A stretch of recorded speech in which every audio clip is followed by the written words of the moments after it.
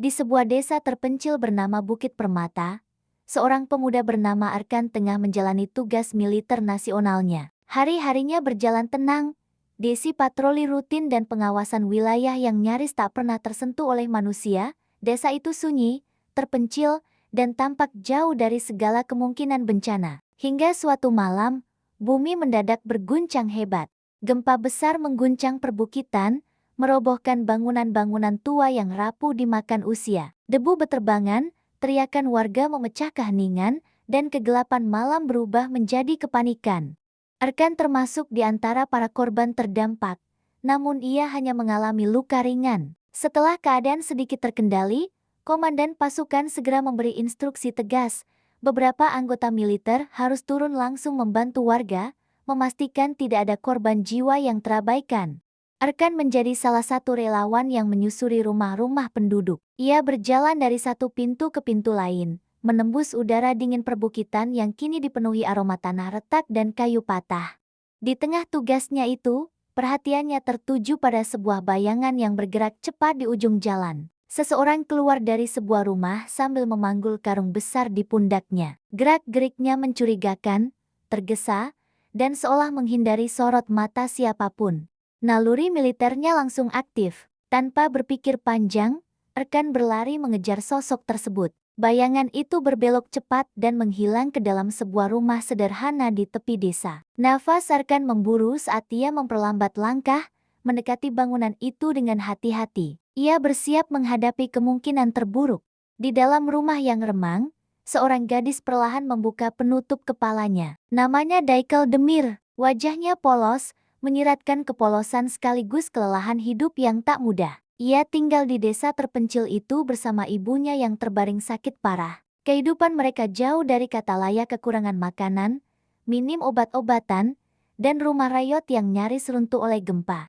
Ketukan keras terdengar dari luar. Arkan berdiri di depan pintu, meminta penghuni rumah untuk keluar. Beberapa saat kemudian, Daikel justru muncul dari pintu belakang, berusaha memahami situasi dengan wajah waspada. Arkan menjelaskan bahwa ia melihat seseorang mencurigakan memasuki rumah ini. Tak ada bantahan yang keluar dari bibir Daikel, namun diamnya justru membuat Arkan menyadari kemungkinan bahwa sosok yang ia kejar adalah gadis di hadapannya.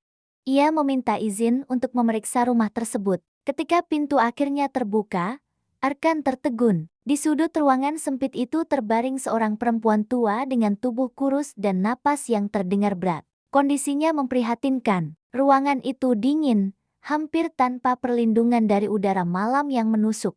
Seketika kecurigaan Arkan berubah menjadi rasa iba. Ia keluar dan menawarkan bantuan. Ia menjelaskan bahwa di kamp militer tersedia makanan hangat, obat-obatan, serta selimut tebal untuk menghadapi dinginnya malam di perbukitan. Tempat itu jauh lebih aman dibanding rumah yang nyaris roboh ini.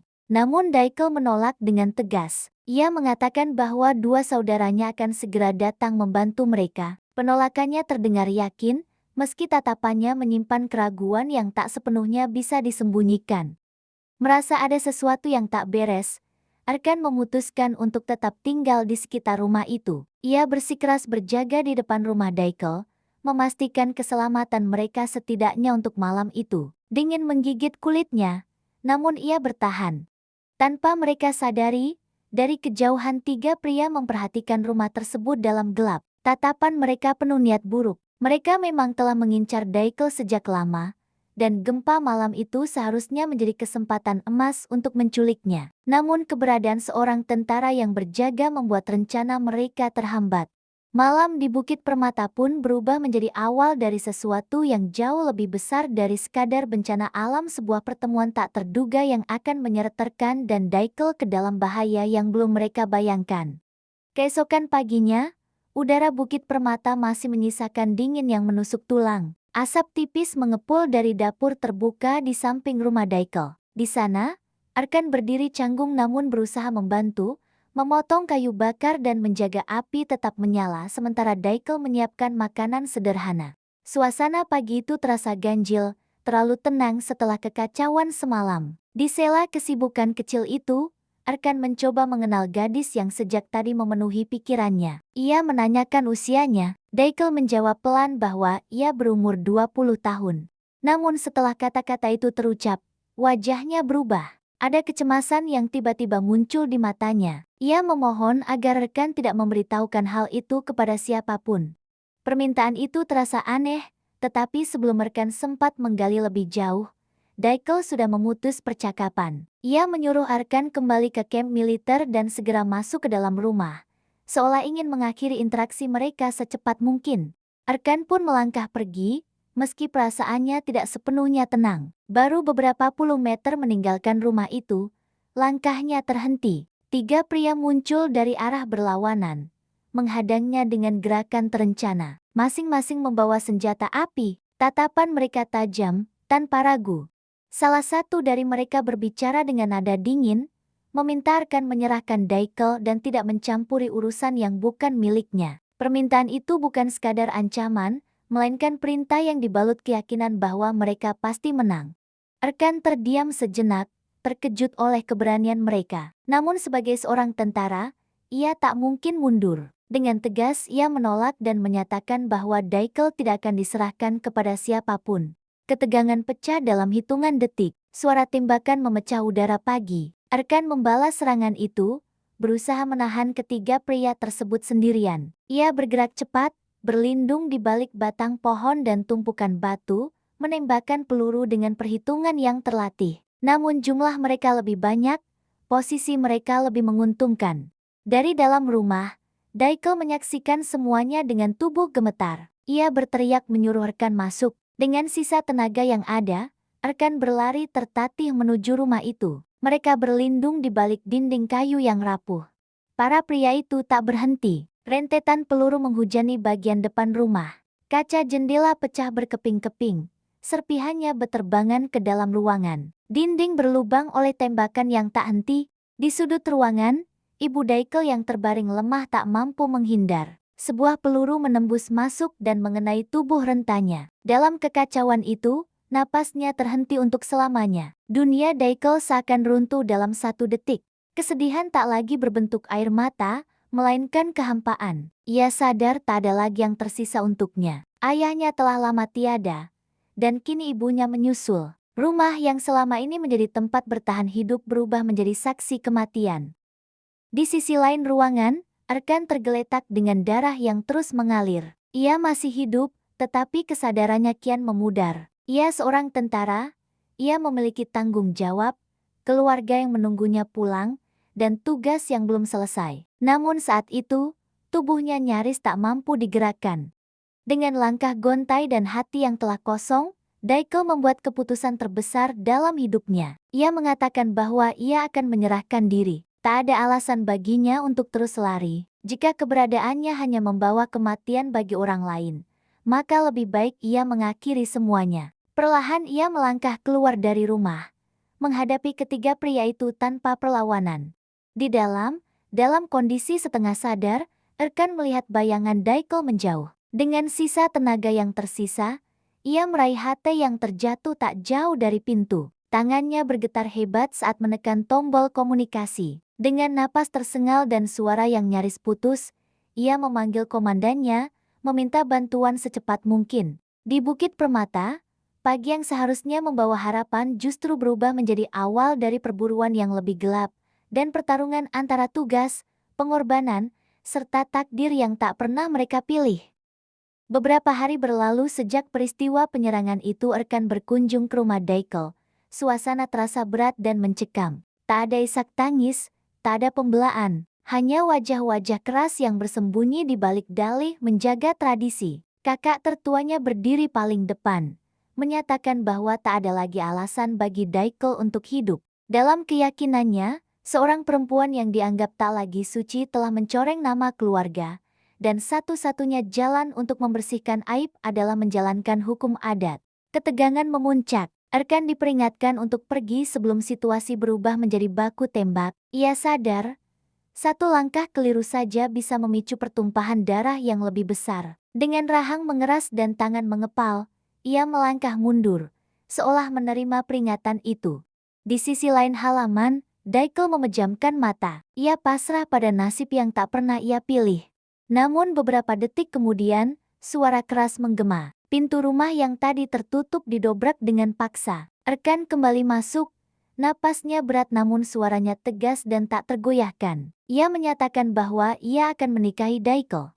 Kalimat itu menghentikan waktu. Lara senjata yang semula terarah perlahan goyah. Keputusan yang dianggap mustahil tiba-tiba membuka celah dalam dinding tradisi yang kaku. Jika ada laki-laki yang bersedia menikahinya, maka alasan untuk mengeksekusi Daiko runtuh seketika. Pilihan Erkan bukan sekadar bentuk keberanian, melainkan pertaruhan atas hidupnya sendiri, demi menyelamatkan seorang perempuan yang oleh dunia telah lebih dulu dijatuhi hukuman. 2 hari setelah pernikahan sederhana yang berlangsung tanpa kemeriahan, suasana di antara mereka terasa kaku. Rumah kecil yang untuk sementara menjadi tempat tinggal mereka dipenuhi kesunyian yang canggung. Pernikahan itu tidak lahir dari cinta, melainkan dari keputusan mendesak untuk menyelamatkan satu nyawa. Di tengah keheningan itu, Erkan akhirnya menyampaikan niatnya. Dengan wajah tegas namun menyimpan beban, ia mengatakan bahwa ia akan menceraikan Daiko. Kalimat itu menghantam Daiko lebih keras daripada ancaman senjata beberapa hari lalu. Ia terpaku, sulit mempercayai apa yang baru saja ia dengar. Baginya, pernikahan itu bukan sekadar jalan keluar dari hukuman adat, tetapi satu-satunya pegangan hidup yang tersisa setelah semuanya runtuh. Ia telah kehilangan ibu, rumah, dan martabatnya di mata keluarga. Kini, lelaki yang berdiri membelanya pun hendak pergi. Erkan menjelaskan bahwa pernikahan itu hanyalah cara untuk menyelamatkan nyawanya. Ia tak pernah berniat membangun rumah tangga sungguhan. Tugasnya sebagai tentara masih menunggu, keluarganya masih ada di kampung halaman, dan hidupnya tak mungkin berhenti di desa terpencil itu. Ia merasa telah melakukan bagian yang seharusnya, menarik Daiko keluar dari jurang kematian.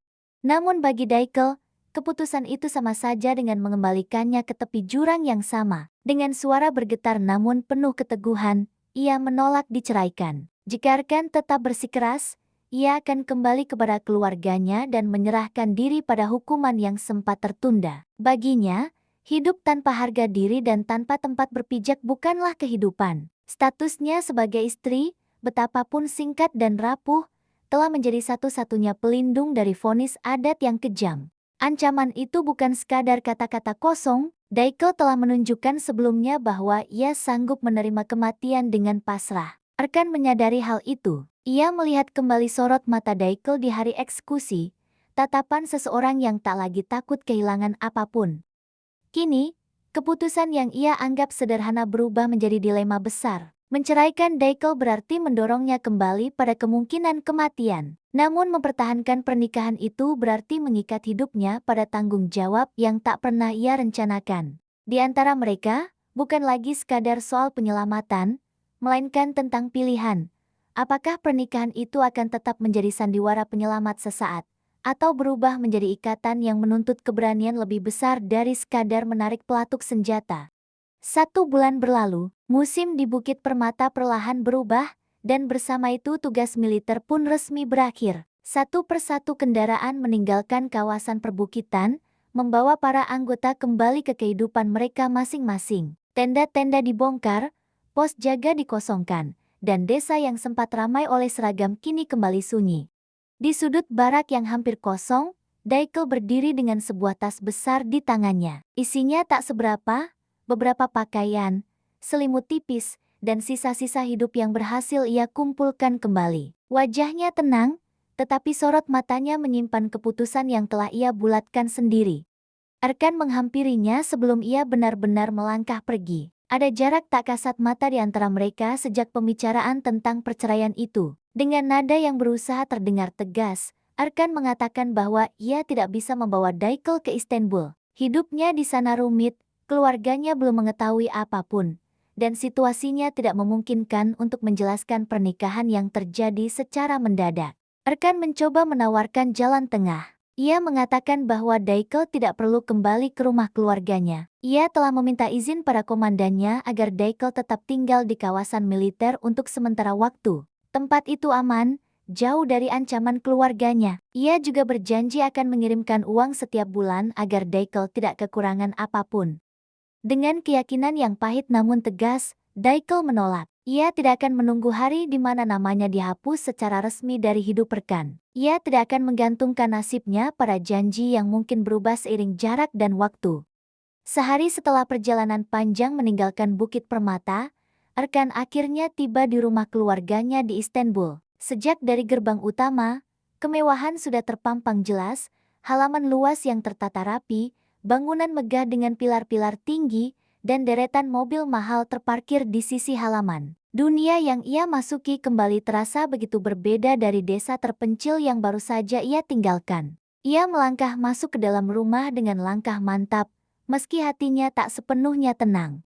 Di ruang utama, seluruh keluarganya telah berkumpul. Suasana begitu hidup, dipenuhi dekorasi elegan dan hidangan tersaji rapi di atas meja panjang. Hari itu bukan sekadar penyambutan kepulangannya. Tanpa sepengetahuannya, mereka telah mengatur pernikahannya dengan seorang perempuan bernama Inci. Semua telah direncanakan dengan cepat dan rapi, seolah kepulangan Erkan hanyalah potongan terakhir dari skenario yang telah disusun matang. Bagi keluarga terpandang seperti mereka, pernikahan bukan hanya soal cinta, melainkan aliansi, kehormatan, dan kelangsungan nama besar. Saat Erkan memasuki ruangan, senyum dan pelukan menyambutnya. Tatapan bangga terpancar dari wajah orang tuanya. Di antara kerumunan itu, Inci berdiri anggun dengan gaun elegan. Wajahnya berseri-seri menyambut lelaki yang sebentar lagi akan menjadi suaminya. Kebahagiaan terpancar jelas, terutama darinya yang telah lama menantikan momen tersebut. Namun kebahagiaan itu tidak bertahan lama. Langkah kaki lain terdengar dari ambang pintu. Suasana ruangan perlahan membeku ketika Daikel masuk dan berdiri tepat di samping Erkan. Ia tidak mengenakan pakaian mewah, hanya busana sederhana yang kontras dengan kemegahan rumah itu. Namun keberadaannya cukup untuk mengubah seluruh atmosfer. Wajah-wajah yang tadi tersenyum perlahan mengeras. Tatapan penuh tanya, kaget, dan curiga beralih dari Erkan kepada gadis asing yang berdiri tenang di sisinya. Inci yang sebelumnya berseri kini tampak pucat. Senyumnya memudar saat menyadari bahwa perempuan itu bukan sekadar tamu biasa. Di tengah ruang megah yang dipenuhi ambisi dan rencana besar keluarga, kehadiran Daikel bagaikan retakan pertama pada dinding kesempurnaan yang mereka bangun. Bagaimana kelanjutannya? Akankah tunangan Erkan melepaskannya begitu saja? Kisah ini berlanjut dalam series Save the Game Sensin. Saksikan kelanjutan ceritanya melalui televisi atau platform legal yang menayangkan drama ini.